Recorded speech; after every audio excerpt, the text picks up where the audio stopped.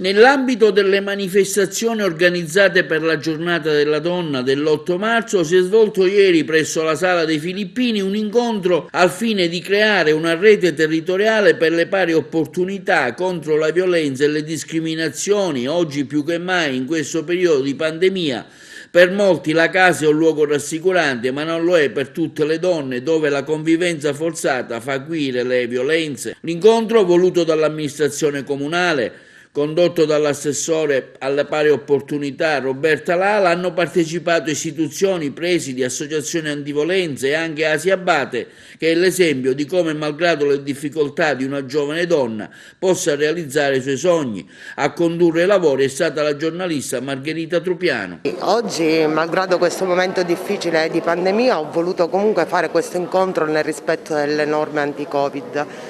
perché proprio in questo momento di pandemia, dove c'è un distanziamento sociale, dobbiamo fare in modo che questo distanziamento non diventi anche un distanziamento umano, perché molti di noi vedono la casa come un luogo rassicurante, protettivo, un rifugio, un focolare domestico, ma purtroppo per me non è così per molte donne, e soprattutto in questo momento di pandemia la convivenza forzata fa segnalare numeri in crescita per quanto riguarda la violenza sulle donne. Parleremo anche di pari opportunità, ricorderemo le donne che hanno lottato per fare in modo che alle donne stesse venissero riconosciuti i diritti fondamentali come il lavoro, come il diritto al voto. E proprio sul lavoro mi voglio soffermare un attimino, perché già in Italia l'occupazione femminile era tra gli ultimi posti in Europa. Purtroppo durante questa crisi dovuta alla pandemia, forse la crisi maggiore dopo il dopoguerra, si sono persi molti posti di lavoro. Chi ha perso sempre più posti di lavoro sono le donne,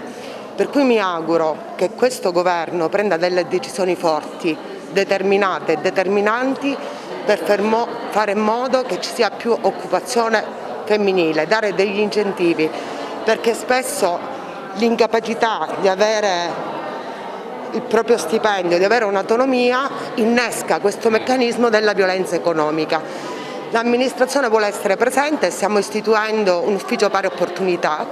per creare un albo di tutte le associazioni contro ogni forma di discriminazione e essere sempre più presenti e radicati nel territorio. Oggi 8 marzo ricordiamo una ricorrenza che ha come soggetto predominante la donna, la violenza sulle donne, ma non solo. Oggi vogliamo anche parlare della donna dal lato positivo, perché è giusto che la donna se ne parli e non si associ sempre la parola donna alla violenza sulle donne. Sicuramente bisogna tenere sempre l'attenzione viva su questa problematica, però bisogna anche tenere presente che la violenza sulle donne, ma anche in positivo parlare di donne che sono ai vertici delle finanze, donne nelle aziende, quindi la donna vista anche dal lato positivo, ed è importante questo sottolinearlo anche in queste giornate. Io sono venuta qua perché mi hanno chiamato per dare una peccamena che l'assessore Lalla mi ha suggerito di venire qua. Perché Oggi si parla di violenza alle donne, insomma un tema molto importante. Sì, è un tema molto importante, perché si parlerà della